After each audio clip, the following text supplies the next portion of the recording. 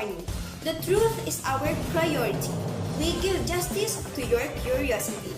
Latest news spotted only here on Bisabi News, giving you the most credible and latest news for today.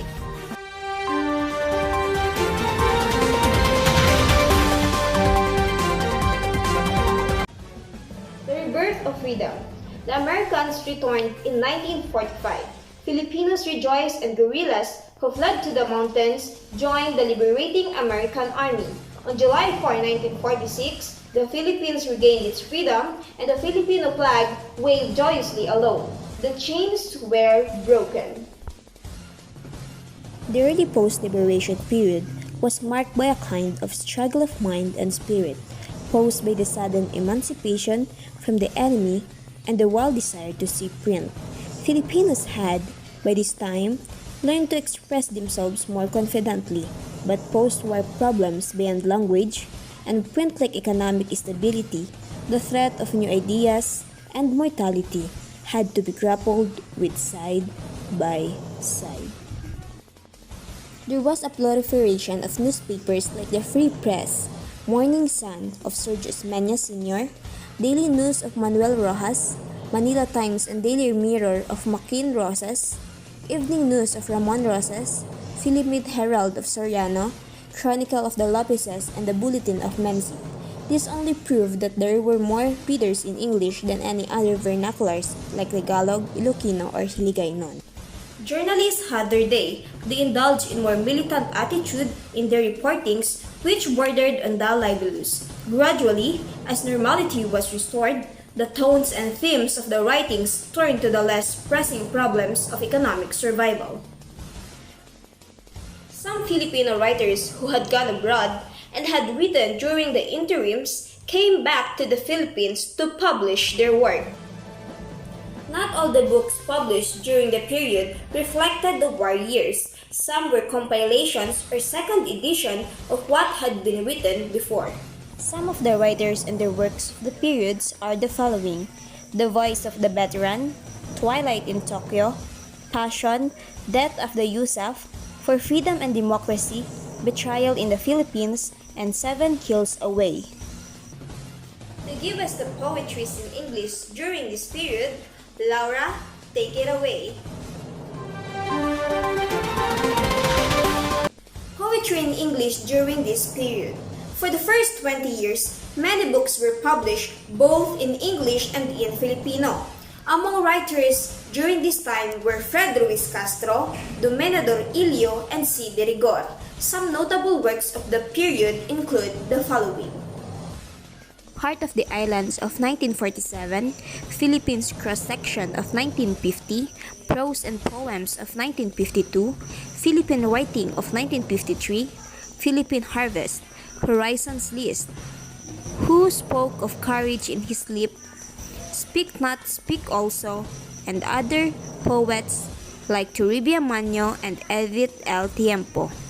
Most poems dealt with the useful love of nature and of social and political problems. Toribia Manyo's poems showed deep emotional intensity. Novels and short stories in English. Longer and longer pieces were being written by writers during this period. Stephen Havillaña's Without Seeing the Dawn tells of the grim experiences of war during the Japanese occupation. 1946, the Barangay Writers Project, whose aim was to publish works in English by Filipinos, was established.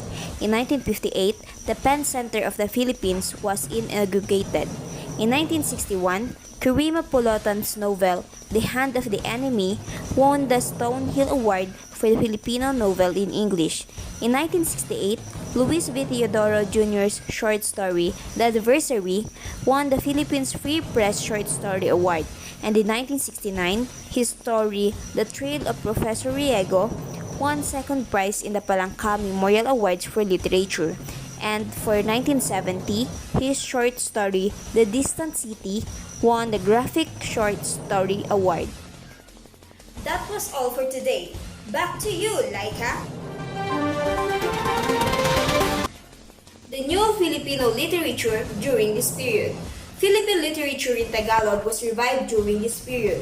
Most themes in the writings dealt with Japanese brutalities, of the poverty under the Japanese government, and the brave guerrilla exploits. Many books were published during this time, among which were Mga Piling Katha, Ang Maikling Kwentong Tagalog, Ako'y Isang Tinig, Mga Piling Sanaysay, Maikling Katha ng 20 pangunahing autor, Parnasong Tagalog, Sining at Pamamaraan ng Pag-aral ng Panitikan, Manlilikha, Mga Piling Tula, Mga Piling Akda ng Kadipan, Makhata, Pitong Dula, Manunulat at Mga Aklat ni Rizal.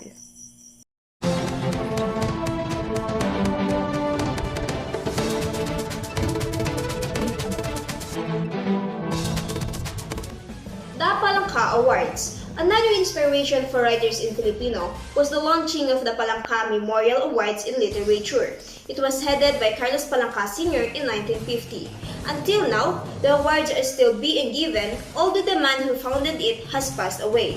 The awards were given to the writers of short stories, plays, and poetry. First awardees in its first year, 1950 to 51 in the field of the short story were the following. First prize, Kwento ni Mabuti by Genoveva Idrosa. Second prize, Mabangis na Kamay, Maamong Kamay by Pedro S. Dandan. Third prize, Planeta, Buwan at Mga Bituin by Elpidio P. Capulong. Here's the summary of the story Kwento ni Mabuti, translated in English. I'll always relate her with the beauty of life. Anywhere I see beauty, in a scene, an idea, or in a truth, I see her and I am overjoyed. But there was nothing beautiful in her looks and in her life. She was one of the most ordinary teachers there. Nobody paid attention to her, from the way she dressed to the way she managed her problems in school. There was nothing one can say was extraordinary about her. Public Cultural Heritage Awardees, year 1960 to 1971.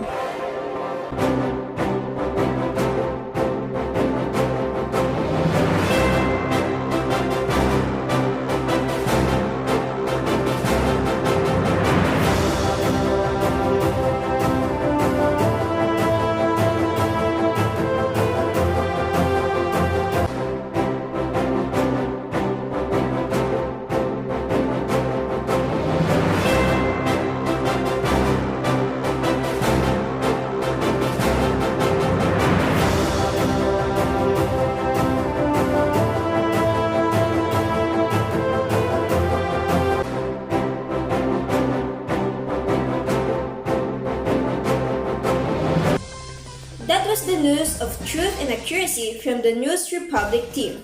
We're hoping that everyone is in good condition and also hoping you have a great day ahead. This is Laika A. De La Cruz from B7 News.